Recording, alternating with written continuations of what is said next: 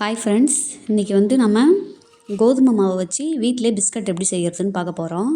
1/2 kilo கோதுமை மாவுனா ஒரு 200 gram சர்க்கரை எடுத்துக்கோங்க. ஒரு பாத்திரத்தில் 200 கிராம் சர்க்கரையை போட்டு கொஞ்சம் சுடு தண்ணி வந்து அடுப்பில் வச்சுக்கோங்க. அந்த சுடு தண்ணியை சர்க்கரையில் ஊற்றி நல்லா கரையிற மாதிரி ஒரு கரண்டி வச்சு கூட கிண்டிக்குங்க. கிண்டிக்கிட்டு கோதுமை மாவு நம்ம வீட்டில் யூஸ் பண்ணுற கோதுமை மாவு போட்டுக்கலாம். 1/2 கிலோ கோதுமை மாவுனா 200 கிராம் சர்க்கரைனா போதும். ரொம்ப ஸ்வீட்டாக வேணுன்னா சர்க்கரை நீங்கள் இன்னும் கொஞ்சம் சேர்த்து ஆட் பண்ணிக்கோங்க. கொஞ்சம் மீடியமாக போட்டுக்கிட்டாவே போதும். இதை பிஸ்கட்டுன்னு சொல்லுவாங்க, கலகலான்னு கூட சொல்லுவாங்க. நம்ம வந்து எல்லா நேரமும் ஸ்நாக்ஸு கடையிலே வாங்கணுன்னு அவசியம் இல்லை. பிள்ளைங்க வந்து அவசரமாக ஸ்நாக்ஸ் வேணுமான்னு கேட்கும்போது டக்குன்னு ஒரு 10 நிமிஷத்துலேயே இதை நம்ம செஞ்சு கொடுத்துடலாம். பிள்ளைங்களுக்கும் சாப்பிடுவாங்க, உடம்புக்கும் ஹெல்த்தியாக இருக்கும். எப்படி செய்யலான்னு பார்க்கலாம் வாங்க. நான் 1/2 கிலோ கோதுமை மாவு அளவுக்கு கோதுமை மாவு எடுத்துக்கிட்டேன். எந்த ஸ்வீட் செஞ்சாலும் கொஞ்சமாக சால்ட் சேர்த்துக்கோங்க. அது வந்து ஸ்வீட்டை வந்து கொஞ்சம் எடுத்து கொடுக்கும். ஒரு கரண்டியை வச்சு நல்லா கிண்டி விட்டுக்கோங்க. அடுப்பு பற்ற வச்சு ஒரு சின்ன வானல் வச்சு நல்லா வானல் சூடானதும் 2 ஸ்பூன் நெய் ஊற்றிக்குங்க. நெய் நல்லா உருகி சூடு ஏறினதும் நல்லா ஒரு கரண்டி வச்சு நல்லா கிண்டி விட்டுக்குங்க. சூடு ஏறினதுக்கப்புறமா ஊற்றுங்க. எது செஞ்சாலும் கொஞ்சம் நேரத்துக்கு கரண்டி வச்சே கிண்டி விடுங்க. ஏன்னா வந்து நம்ம சுடுதண்ணி ஊற்றிருக்கிறோம், நெய் வந்து சூடாக ஊற்றுறோம். டக்குன்னு கை வச்சு கிண்டிடாதீங்க. நம்ம வந்து சுடுதண்ணி ஊற்றி பிசையும் போது மாவு நல்லா சாஃப்டாக இருக்கும். அதே வானலில் நம்ம சமைக்கிற எண்ணெய் எதுவாக இருந்தாலும் ஒரு 3 ஸ்பூன் எண்ணெய் ஊற்றி அந்த எண்ணெயையும் சூடு பண்ணி அந்த மாவுலேயே ஊற்றி விட்டுக்குங்க.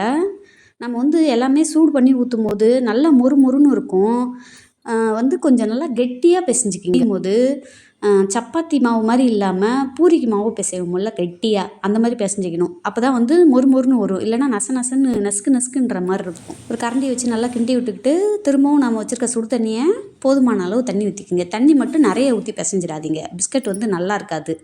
புட்டம்னா மொறுமொறுன்னே இருக்காது. நல்லா கரண்டியை நல்லா வழித்து எடுத்துகிட்டு கையாலே நல்லா நம்ம சப்பாத்திக்கு எப்படி மாவு உருட்டி பிசைகிறோம் அந்த மாதிரி பிசைங்க. ஆனால் கொஞ்சம் கெட்டியாக பிசையணும். நல்லா பிசைஞ்சு இங்கே பாருங்கள், நல்லா கெட்டியாக பிசைஞ்சிச்சு. ஒரு தட்டு போட்டு மூடி வச்சுக்கோங்க.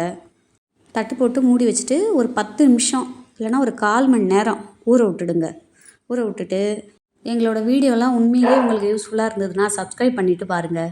இங்கே பாருங்கள், நல்லா ஊறிடுச்சு. அதை வந்து நம்ம சப்பாத்தி மாவு உருண்டை பண்ணிக்கிற மாதிரி கொஞ்சம் உருண்டையை கொஞ்சம் பெருசாக சின்ன உருண்டையாக நம்ம வந்து உருட்டி வச்சுக்கலாம். இப்போ அதை வந்து நம்ம சப்பாத்திக்கு எப்படி மாவு தேய்ப்போமோ அதை விட கொஞ்சம் மொத்தமாக தேய்ச்சி எடுத்துக்கணும்.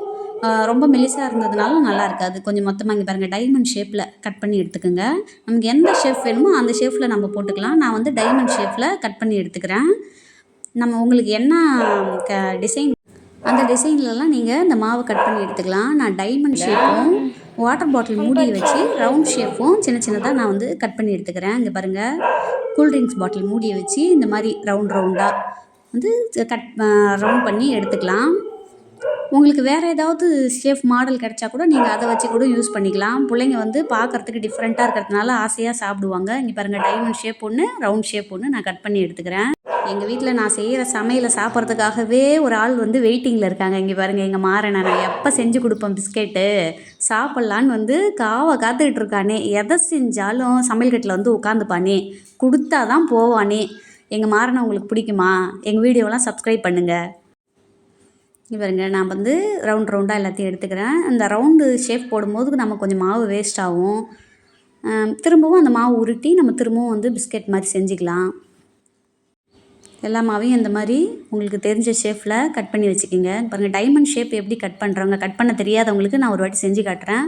டைமண்ட் ஷேப் எப்படி கட் பண்ணுறேன்னு பாருங்கள். இந்த மாதிரி டைமண்ட் ஷேப்பில் கட் பண்ணி வச்சுக்கிங்க. நம்ம வீட்டிலே செஞ்சு தரும்போது நம்ம காசு போட்டு கடையில் வாங்கணுன்னு அவசியம் கிடையாது.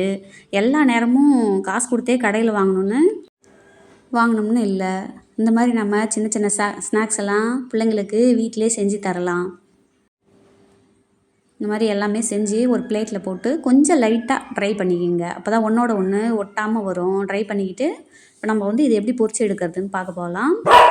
பற்ற வச்சு ஒரு வானலில் கொஞ்சமாக எண்ணெய் ஊற்றிக்கிங்க.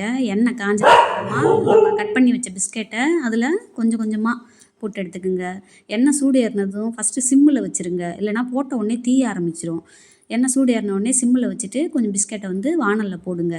அப்புறமா ஒரு கரண்டி வச்சு லைட்டாக கிளறி விடுங்க. ஒரு கிளறி விட்ட உடனே ஒரு நல்லா ப்ரௌன் கலரில் வந்த உடனே நல்லா வெந்துருச்சுன்னு அர்த்தம். ஒரு கரண்டி வச்சு நம்ம அதை அள்ளிக்கலாம். இங்கே பாருங்கள், நல்ல கலராக மொறுன்னு கிரிப்ஸியாக வந்துருச்சு. எவ்வளோ சீக்கிரமாக வீட்டிலே செஞ்சுட்டோம் பாருங்கள். தெரியாதவங்களாம் செஞ்சு பாருங்கள். ஃபஸ்ட்டு வந்து சூடாக இருக்கும்போது நம்ம சாப்பிட்டு பார்த்தோம்னா கொஞ்சம் நசுக்கு நசுக்குன்னு இருக்க மாதிரி இருக்கும், ஈரமாக இருக்க மாதிரி தான் இருக்கும்.